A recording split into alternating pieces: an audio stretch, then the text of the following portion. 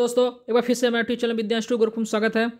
जैसा कि आप लोग जानते हैं कि डीएलएड थर्ड सेमेस्टर का प्रत्येक सब्जेक्ट का हम लोग क्लास स्टार्ट कर चुके हैं। इसके पहले हम लोग कंप्यूटर मैथ के सब्जेक्ट स्टार्ट हो चुका था और कुछ चैप्टर कंप्लीट भी कर चुके हैं और आज हम लोग नया सब्जेक्ट स्टार्ट करेंगे साइंस का। तो दोस्तों धीरे धीरे करके आप लोग को एक एक सब्जेक्ट कंप्लीट कर दिया जाएगा, संस्कृत और हिंदी को छोड़ के। ठीक दोस्तों, तो आइए सबसे पहले हम देखेंगे कि यूनिट 1 में क्या है साइंस में। इसी प्रकार से यूनिट 1, यूनिट 2, यूनिट 3 करके आप लोग को साइंस पूरा कंप्लीट किया जाएगा और नोट्स आपको टेलीग्राम व्हाट्सएप ग्रुप में डाल देंगे। जो नोट्स नहीं प्राप्त किए हैं, सीरीज नहीं प्राप्त किए हैं, पवन का राजन का पेपर नहीं प्राप्त किए हैं, तो वहाँ से वो लोग साइंस का पेपर और प्रीवियस ईयर का और क्या बोलते हैं पेपर और राजन पवन सभी आप प्राप्त कर सकते हैं। ठीक दोस्तों, रही बात अब आप लोग की यूनिट वाइज क्लास की, तो आज से स्टार्ट हो रहा है। दोस्तों तो पहला यूनिट है दैनिक जीवन में विज्ञान एवं प्रौद्योगिकी।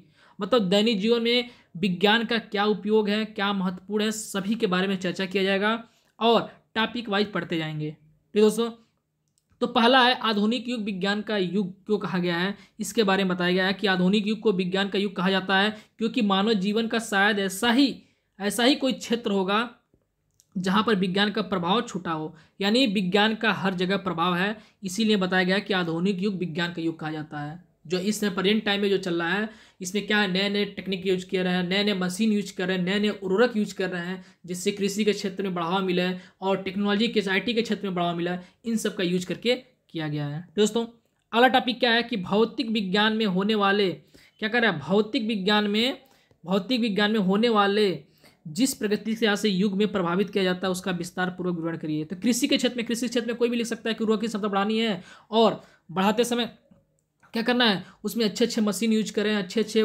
बीज यूज करें, जिससे हम लोग क्या करें, अच्छा पैदावार प्राप्त कर सकें। इसी से अनुसंधान क्षेत्र में, अनुसंधान का मतलब क्या होता है, जो कहते हैं ना किसी एक विषय पर या रिसर्च करना या किसी एक पार्टिकुलर पदार्थ पर रिसर्च करना, वही होता है अनुसंधान के क्षेत्र में। भवन निर्माण के क्षेत्र सबको पता है कि जो बिल्डिंग बनते हैं उनके लिए है।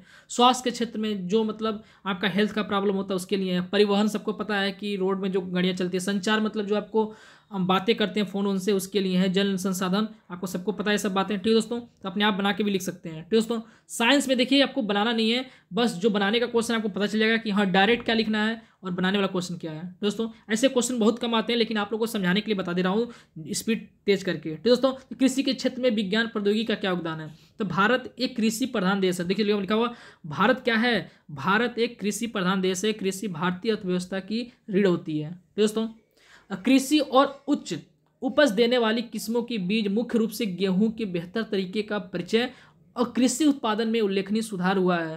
कृषि के क्षेत्र में विज्ञान के आविष्कारों का प्रयोग से ही कृषि में पर्याप्त वृद्धि हुई है। तो दोस्तों यानी जो कृषि का क्षेत्र में उसमें विज्ञान का यूज करके हम लोग क्या किए हैं, जो कृषि जो किसान होते हैं वो क्या करें, पैदावार को बढ़ा रहे हैं। तो दोस्तों ये रहा टॉपिक आपका। और अगला टॉपिक देखिए जल्दी बता दे रहा हूँ इसलिए कि दोस्तों ये इंपॉर्टेंट नहीं है। इंपॉर्टेंट जब देखिए आ गया, हरित क्रांति बहुत ही इंपॉर्टेंट है। इसको बोलते हैं ग्रीन रिवोल्यूशन। तो दोस्तों इनको भारत में किसने स्टार्ट किया था, भारत में MS स्वामीनाथन जी स्टार्ट किए थे हरित क्रांति का। तो दोस्तों इसका डिफिनेशन में क्या होगा मैं बता देता हूँ आपको। देखिए यहाँ से कि हरित क्रांति से अभिप्राय कृषि उत्पादन से होने उस उस भारी वृद्धि से है जो प्राप्त कृषि की नई नीतियों को अपनाने के कारण हुई है। सन 1760 देखिए दोस्तों क्या लिखा है, 1960 में, 17 नहीं 1960 के बाद देश में कृषि के क्षेत्र में हरित क्रांति के साथ नया दौर आया और हरित क्रांति के जनक नोबेल पुरस्कार विजेता प्रोफेसर अर्नेस्ट बोरलॉग थे। देखिए इसको बोलेगा कि वर्ल्ड में तो क्या हो जाएगा, प्रोफेसर अर्नेस्ट बोरलॉग, लेकिन इंडिया के जो भारत के खोज मतलब किए थे हरित क्रांति का, वो कहते हैं डॉक्टर MS स्वामीनाथन। दोस्तों बहुत ही इंपॉर्टेंट टॉपिक है ये, आप लोग का GS में भी पूछ सकता है। ठीक है, अब अगला टॉपिक देखेंगे, दूरस्थ शिक्षा में संचार का माध्यम कौन सा है। दूरस्थ शिक्षा में संचार का जो माध्यम है मुद्रित है और श्रव्य दृश्य मतलब आपका जो वो आपको टेलीविजन हो गया, उस तरह से रेडियो एवं दूरदर्शन हो गया, आपका कंप्यूटर हो गया, अध्ययन केंद्र हो गया। ठीक दोस्तों अगला देखेंगे, अगला क्या कह रहा है टॉपिक, संपीड़ित प्राकृतिक गैस जिसको हम CNG बोलते हैं। ठीक दोस्तों CNG को हिंदी में क्या बोलते हैं, संपीड़ित प्राकृतिक गैस बोलते हैं। दोस्तों इसमें CNG में आपका जो होता है क्या क्या होता है उन सब के बारे में जानेंगे। देखिए यहाँ पर लिखा हुआ है कि संपीड़ित प्राकृतिक गैस हाइड्रोजन मिश्रित गैस है, इसमें हाइड्रोजन होता है। देखिए इसका फुल फॉर्म क्या, CNG का कंप्रेस्ड नेचुरल गैस होता है। दोस्तों बहुत ही इंपॉर्टेंट है, CNG का full form compressed natural gas होता है। ठीक दोस्तों अब देखिए आगे क्या है, संपीड़ित प्राकृतिक गैस हाइड्रोकार्बन मिश्रित गैस है। यह गैस पेट्रोलियम कुओं से स्वतः निकलती है। इसमें देखिए 80 से 90% की मात्रा किसकी होती है, मीथेन की होती है और एथेन की होती है, जिसका होता है C2H6 और मेथेन का CH4 होता है। ठीक है दोस्तों। और ब्यूटेन जो होता है आपका LPG, लिक्विड पेट्रोलियम LPG जो होता है आपका, जो आप लोग को घर में खाना बनते हैं सिलेंडर होते हैं, उसमें क्या होता है, ब्यूटेन की मात्रा बहुत ही ज़्यादा होती है। तो दोस्तों अब पूछेगा कि इसमें मात्रा सबसे ज़्यादा किसकी होती है, CNG में सबसे अधिक मात्रा मीथेन की होती है। ठीक है दोस्तों। अल्प मात्रा में हाइड्रोकार्बन गैस पाई जाती है। एक गैस तीव्र निकली लौ के साथ जलती है। संपीड़ित गैस को ही मार्स गैस पर, इससे ही क्या कहते हैं हम लोग, मार्स गैस भी कहते हैं। CNG को ही क्या कहते हैं हम लोग, मार्स गैस भी कहते हैं। ठीक दोस्तों। अब आगे चलिए, आगे देखते हैं। अब हम लोग टॉपिक पढ़ेंगे, नया टॉपिक है आपका दाब और वैज्ञानिक यंत्र। ठीक दोस्तों। दाब का बता दूं, दाब बराबर क्या होता है, आपका जो प्रेशर होता है, प्रेशर बराबर होता है F/A। F मतलब होता है फोर्स, जो हम लोग बल लगाते हैं, और कितने क्षेत्र में, कितने एरिया में लगाते हैं, उसे हम लोग क्या बोल देते हैं, प्रेशर बोल देते हैं। ठीक दोस्तों। इसका जो आपका हो जाएगा मात्रक हो जाएगा, तो क्या हो जाएगा, फोर्स का मात्रक क्या होता है, न्यूटन होता है, और एरिया का क्या होता है, मीटर स्क्वायर होता है। तो क्या हो जाएगा, न्यूटन पर मीटर स्क्वायर हो जाएगा। ठीक दोस्तों।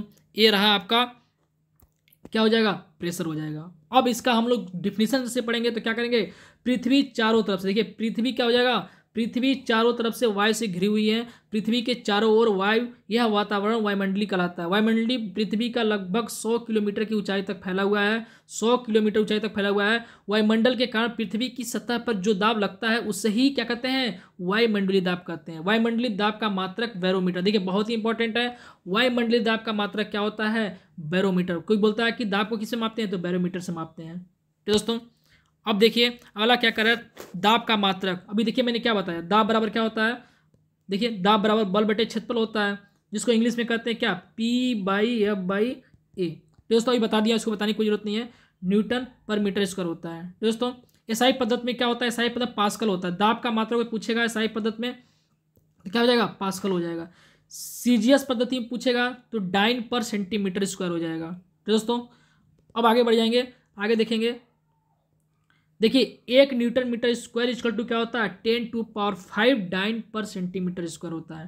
तो दोस्तों एक नोट में देखिए लिखा गया क्या, क्षेत्रफल कम होगा तो दाब अधिक होगा। याद रखें दोस्तों, क्षेत्रफल यदि कम होगा तो दाब भी क्या होगा, अधिक होगा। क्यों होगा, देखिए P बराबर क्या होता है, F/A होता है। अब यहाँ पर देखिए जब क्षेत्रफल कम होगा तो दाब क्या हो जाएगा आपका, क्योंकि A क्या है, A समानुपात नहीं है, ये क्या है, ये आपका देखिए डायरेक्टिव प्रोपोर्शन नहीं है, नहीं डायरेक्टिव प्रोपोर्शन तब क्या होता है, बढ़ता है आपका। ठीक दोस्तों।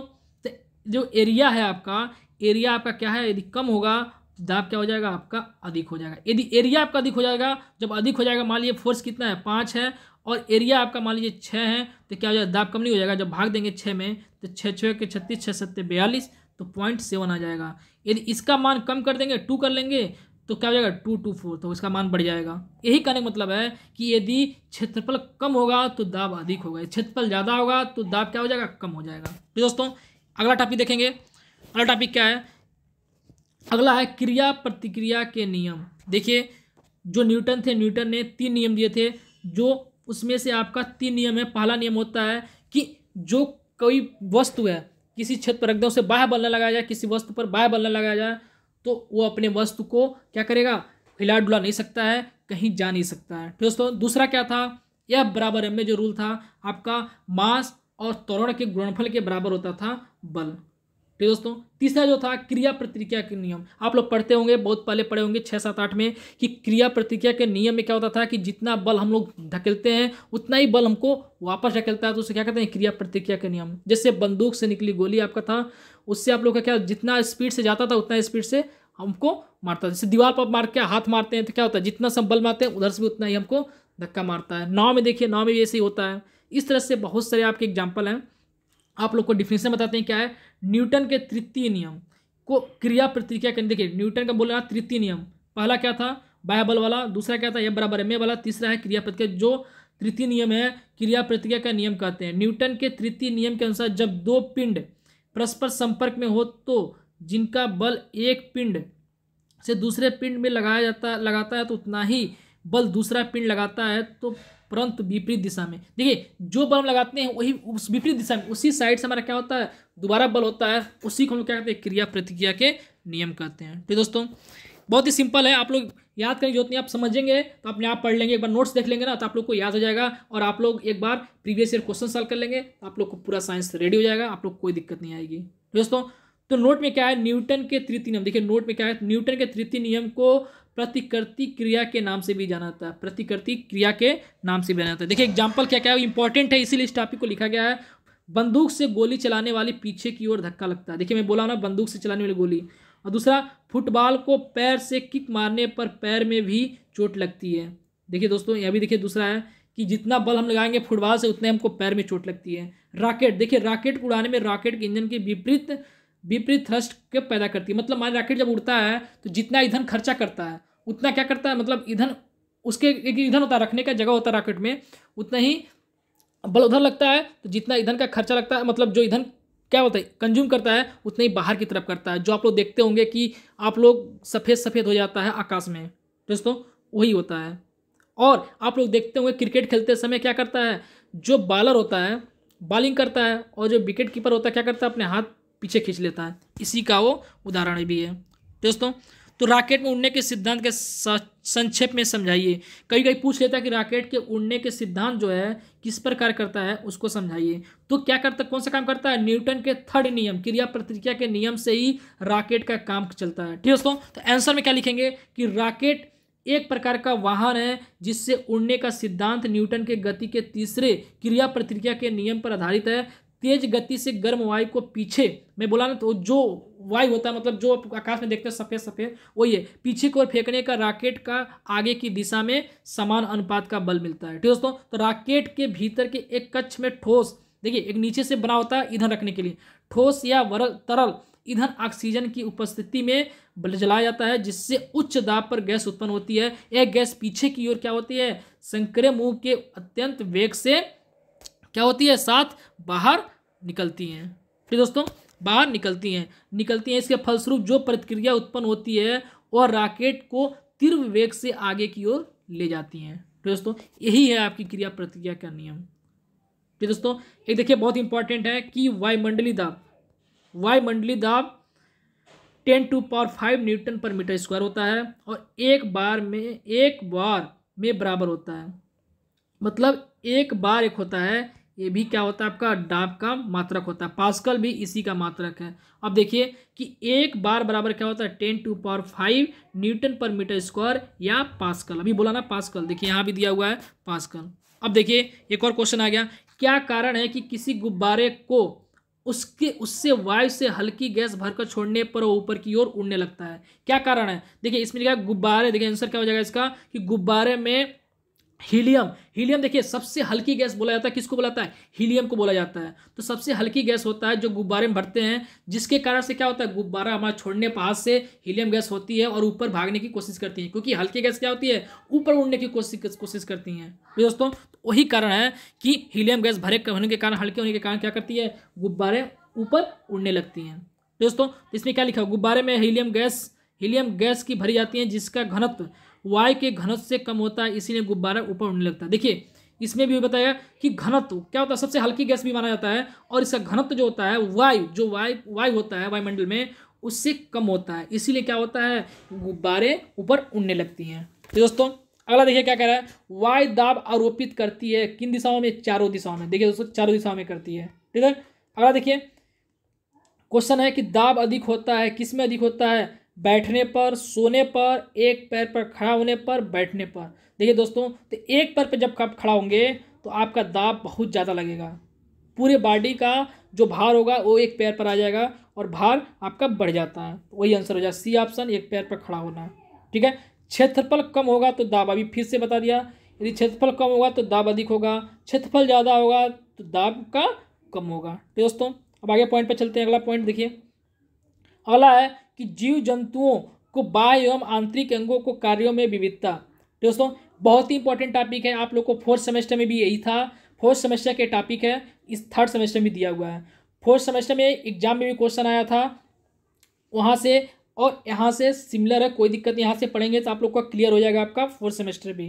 दोस्तों तो जीव जंतुओं के बाह्य आंतरिक अंगों के कार्यों को विविधता क्या है, तो लिखा देखिए आंसर क्या हो जाएगा इसका, समस्त जीवधारियों को संसार ही जीव जगत कहलाता है, जिसमें सजीव वस्तुओं जीव जंतुओं पेड़ पौधों का अध्ययन किया जाता है। जीव जगत की भागों में बांटा गया है, एक कोष की जीव जैसे जीवाणु, ईस्ट, अमीबा, ठीक है, क्लामिडीमोनास और पैरामीशियम आदि। ठीक है दोस्तों, ये कौन सा जीव है, एक कोष की हो जाएंगे, क्या हो जाएंगे, एक कोष की हो जाएंगे। अब बहुकोष की क्या हो जाएगा, जैसे मक्खी, हाइड्रा, केचुआ, बरगद, ये सब क्या हो जाएंगे, बहुकोष की हो जाएंगे। दोस्तों अगला देखिए क्या कहला रहा है, अगला आपका है सजीव में होने वाले क्रियाएं, सजीव में होने वाले निम्न क्रियाएं हैं। पहला देखिए क्या है, पहला आपका है कि सभी जीव संवेदनशील होते हैं, क्या होते हैं, संवेदनशील होते हैं। दूसरा क्या है, सभी जीवों में भोजन की आवश्यकता होती है। तीसरा क्या है, सभी जीवों में वृद्धि होती है, तभी वो सजीव कहलाता है। अब जैसे मान लीजिए आपका कुर्सी है, मेज है, ये सब क्या सजीव है, नहीं है, ये निर्जीव बोलते हैं। इसका कोई क्या बोलते हैं, कोई संवेदनशील नहीं होता है, कोई भोजन की आवश्यकता नहीं होती है।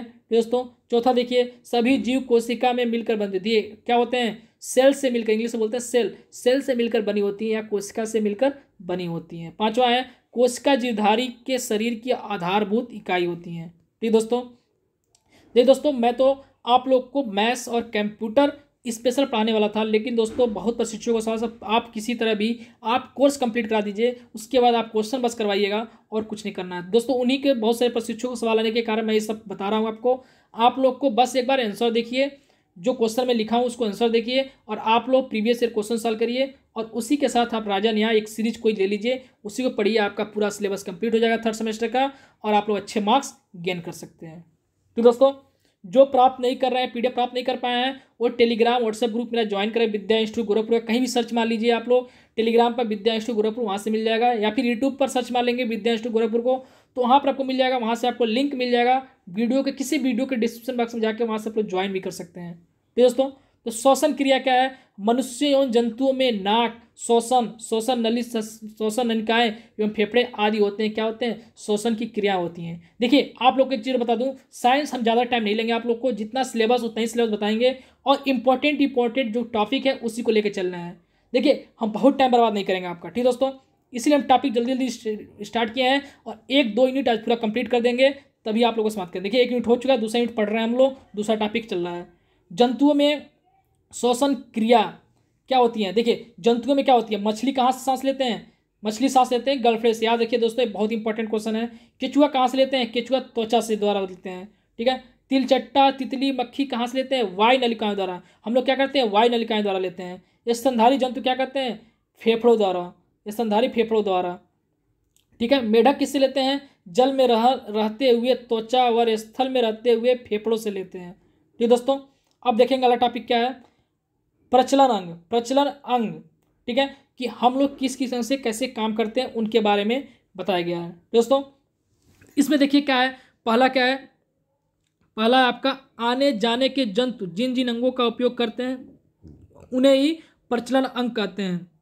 जंतुओं में प्रचलन अंग आवश्यकता निम्न कारणों से होता है, आहार प्राप्ति से, शत्रुओं से रक्षा के लिए, प्रजनन के लिए। ठीक दोस्तों, अब अगला देखिए, जैसे स्थल पर रहने के जंतुओं, जैसे स्थल पर रहने के जंतुओं पर पैर, जल में रहने वाले जंतुओं को पाद, और उड़ने वाले जो होते हैं जंतु होते हैं उनको क्या, पक्षी, मतलब पंख, ठीक है, जो पंछी होते हैं उसको पंख, इन लोग की जरूरत पड़ती है। तो दोस्तों नीचे देखिए क्वेश्चन लिया गया है कि पक्षियों में 2 प्रकार के, क्वेश्चन नहीं है, पक्षियों में 2 प्रकार की प्रचलन अंग पाए जाते हैं, कौन कौन सा है, एक तो होता है पैर होता है और एक होता है पंख।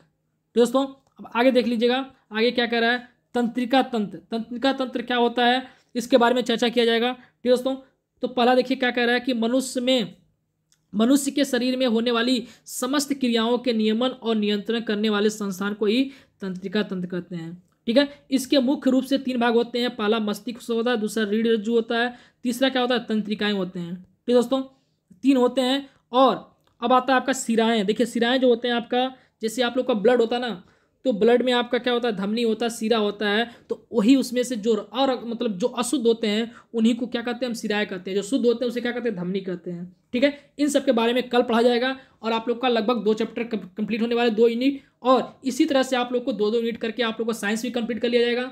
अब मैथ्स आज क्लास स्टार्ट हो जाएंगे, मैथ्स शाम तक, और जो क्लास नहीं चल पा रही हैं तो आप लोग से विनती है कि आप लोग इसका क्लास स्टार्ट होंगे तो आप लोग पहले जो पढ़ा चुके हैं उसको पढ़िए और जो नोट्स नहीं प्राप्त किए नोट्स प्राप्त करते रहिए। ठीक दोस्तों, तो आज की इस वीडियो में यही तक, हम मिलेंगे नेक्स्ट वीडियो में। धन्यवाद।